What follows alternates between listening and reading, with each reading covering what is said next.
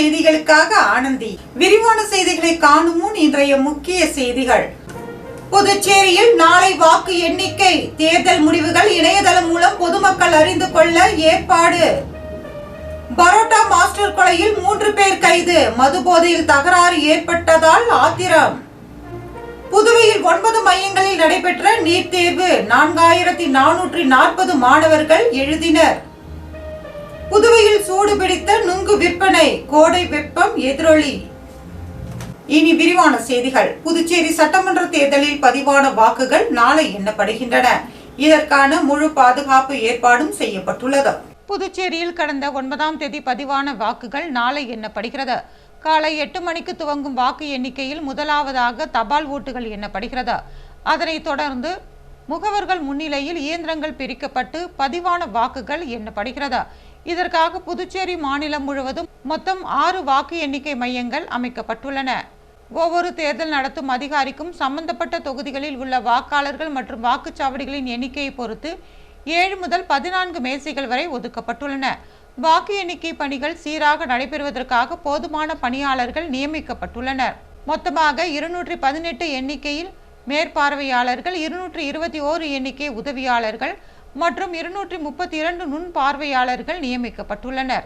வாக்கு எண்ணிக்கையின் போது வேட்பாளர்கள் முகவர்கள் மற்றும் வேட்பாளர்களால் தேர்வு செய்யப்பட்ட வாக்கு எண்ணிக்கை முகவர்களுக்கு தேர்தல் நடத்தும் அதிகாரிகளால் அனுமதி அட்டை வழங்கப்பட்டுள்ளது. அவர்கள் மட்டும் வாக்கு எண்ணிக்கை மையங்களுக்குள் அந்தந்த தொகுதி வாக்கு எண்ணப்படும் போது அனுமதிக்கப்படுவர். இவர்களை தவிர தேர்தல் ஆணையத்தால் அங்கீகரிக்கப்பட்ட அனுமதி அட்டை வழங்கப்பட்டவர்களும் அனுமதிக்கப்படுவர். வாக்கு எண்ணிக்கை நடைபெறும் இடத்திற்கு கைபேசி எடுத்துச் செல்ல தடை விதிக்கப்பட்டுள்ளது. மீறி எடுத்து செல்லும் கைபேசி வாக்கு எண்ணிக்கை மையத்தில் அமைக்கப்பட்டுள்ள கைபேசி காப்பகத்தில் ஒப்படைக்க வேண்டும் என்று கேட்டுக்கொள்ளப்பட்டுள்ளது.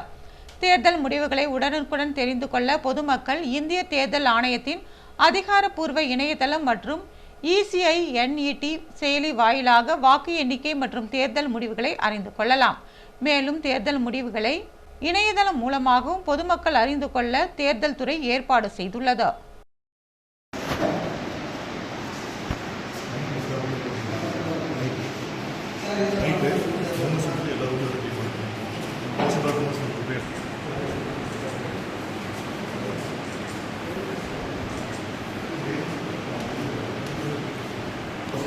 நடக்குதாப்பா நீ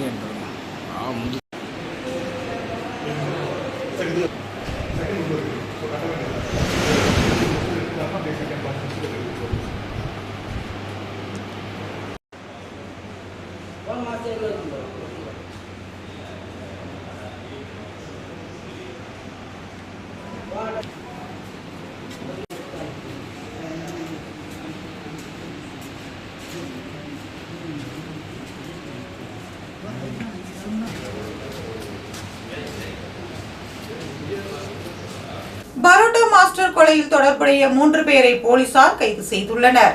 புதுவை வெளியூரை அடுத்த சிவராந்தகம் பகுதியைச் சேர்ந்த அஞ்சாப்புலியின் மகன் தேவா. பரோட்டா மாஸ்டரான இவர் வெளியூரில் தங்கி வேலை பார்த்து வந்தார். தொடர் விடுமுறை காரணமாக சொந்த ஊரான சிவராந்தத்துக்கு வந்திருந்தார். நேற்று முன்தினம் இரவு அவர் தனது நண்பர்களுடன் சேர்ந்து மது அருந்துவதற்காக அரியூர் தனியார் பொறியியல் கல்லூரி பின்புற பகுதிக்கு சென்றார். நண்பர்களுடன் மது அருந்தி கொண்டிருந்த போது தேவாவின் நண்பரான தமிழ் மற்றும் அவரது நண்பர்களுக்குள் மது போதையில் திடீரென்று வாய் தகராறு ஏற்பட்டுள்ளது. அப்போது தமிழ் இரும்பு ராடை எடுத்து தேவாவின் தலையை தாக்கியுள்ளார். இதில் இரத்த வெள்ளத்தில் சம்பவ இடத்திலேயே தேவா உயிரிழந்தார். பின்னர் தமிழ் மற்றும் அவரது நண்பர்கள் ஆதி, ஆகாஷ் ஆகியோர் தப்பிச் சென்றனர். இது குறித்து வெளியூர் போலீசார் கொலை வழக்கு பதிவு செய்து கொலையாளிகளை தேடி வந்தனர். இந்நிலையில் அதே பகுதியில் பதுங்கியிருந்த குற்றவாளிகளான தமிழ், ஆதி, ஆகாஷ் ஆகிய 3 பேரையும் அவர்கள் கைது செய்தனர். பின்னர் நீதிமன்றத்தில் ஆஜர்படுத்தி காலாப்பட்டு மத்திய சிறையில் அடைத்தனர். புதுவையில் 9 மையங்களில் நடைபெற்ற நீட் தேர்வை 4440 மாணவர்கள் எழுதினர். புதுச்சேரி அரசு மற்றும் தனியார் மருத்துவக் கல்லூரிகளில் MBBS படிப்புக்கான மாணவர் சேர்க்கைக்காக நடைபெறும் நீட் தேர்வு இன்று மதியம் நடைபெற்றது. இதற்காக புதுச்சேரி முழுவதும் 9 மையங்கள் அமைக்கப்பட்டிருந்தன. புதுச்சேரி தொழில்நுட்ப பல்கலைக்கழகம், பாரதிதாசன் கல்லூரி உள்ளிட்ட மையங்களில் மொத்தம் 4440 மாணவர்கள் தேர்வு எழுதினர்.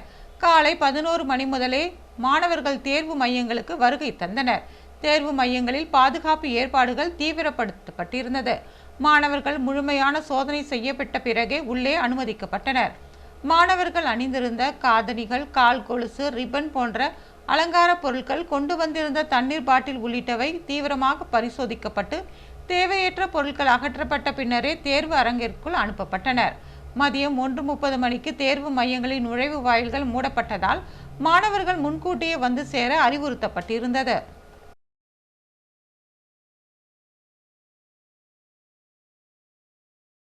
வெயிலின் தாக்கம் அதிகமாக உள்ளதால் புதுச்சேரியில் நுங்கு விற்பனை சூடு பிடித்துள்ளது.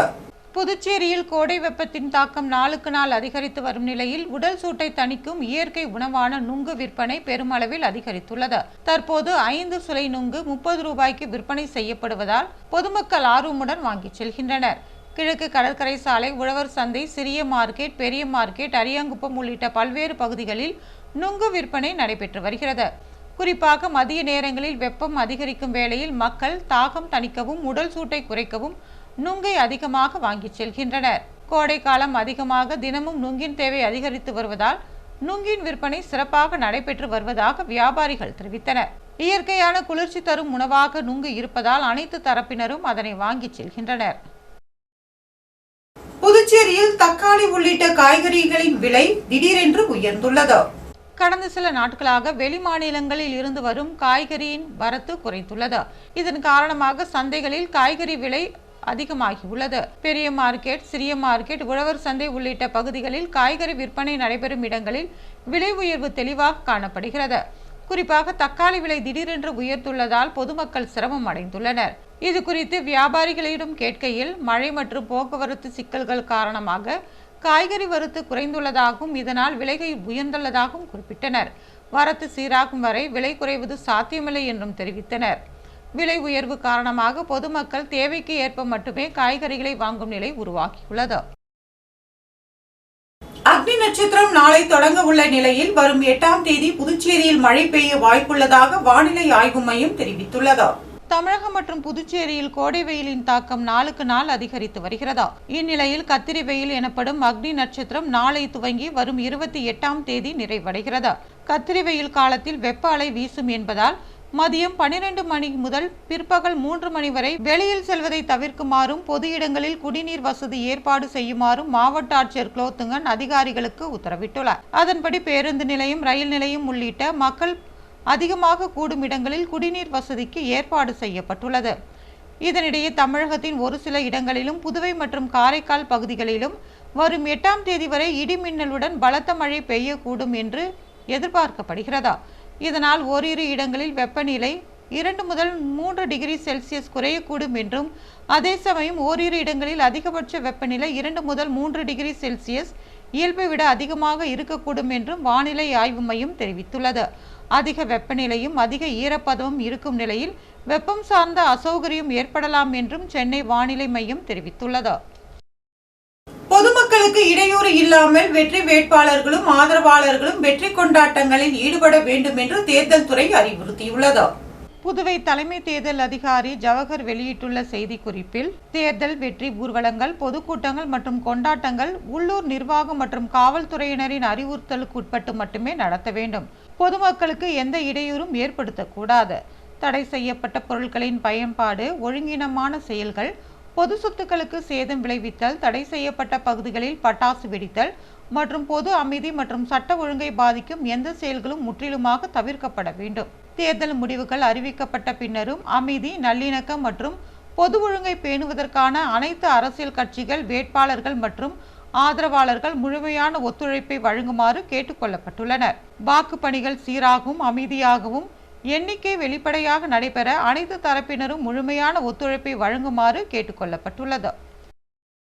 ஸ்ரீ சரவணா அருள் நாட்டியாலயா மாணவர்களின் சலங்கை பூஜை விழாவில் ஏராளமானோர் கலந்து கொண்டனர்.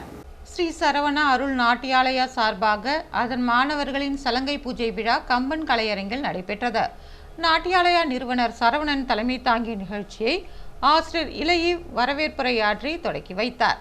சிறப்பு விருந்தினராக பிரசிடென்சி மேல்நிலைப்பள்ளி தாளாளர் கிறிஸ்டிராஜ் கலந்து கொண்டு சிறப்புரையாற்றினார். சலங்கை பூஜையில் கலந்து கொண்ட மாணவர்களுக்கு பரிசுகள் வழங்கப்பட்டது.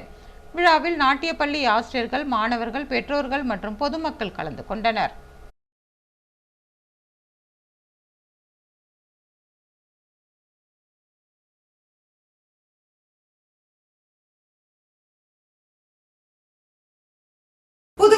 தங்கம் மற்றும் வெள்ளி விலை விவரம்.